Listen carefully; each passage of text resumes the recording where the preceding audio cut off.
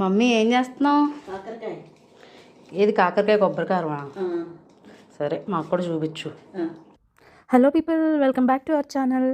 ఇవాళ మీరు కూడా నాతో పాటు కాకరకాయ కొబ్బరికారం ఎలా చేయాలో చూసేయండి. మీకు వీడియోలో చూపించినట్టు ఫస్ట్ కాకరకాయలు పొట్టు తీసేసి వాటిని ఫుల్గా వాష్ చేసి, తర్వాత కాకరకాయకి మధ్యలో ఘాట్లు పెట్టి, తర్వాత వాటిని ఒక గిన్నెలో వేసి దాంట్లో వాటర్, చింతపండు, సాల్ట్, కాకరకాయలు వేసేసి వాటిని పొయ్యి మీద పెట్టి అవి పక్కన బాయిల్ అవుతూ ఉంటే ఈలోపు మనం పక్కన మిక్సీ జార్లో పుట్నాలు, ఉప్పు, కారం, జీలకర్ర వేసుకొని మిక్సీ పట్టుకోవాలి. మిక్సీ పట్టిన పేస్ట్ ఇలా వస్తుంది. దాన్ని ఒక ప్లేస్లోకి ట్రాన్స్ఫర్ చేయాలి.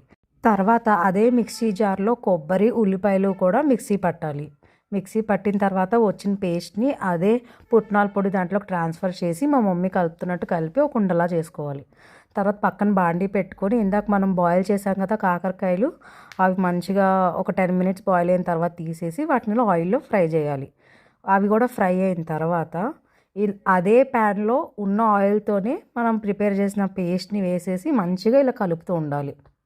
ఈ కాకరకాయ కొబ్బరి కారంలో ఇదే మెయిన్ స్టెప్.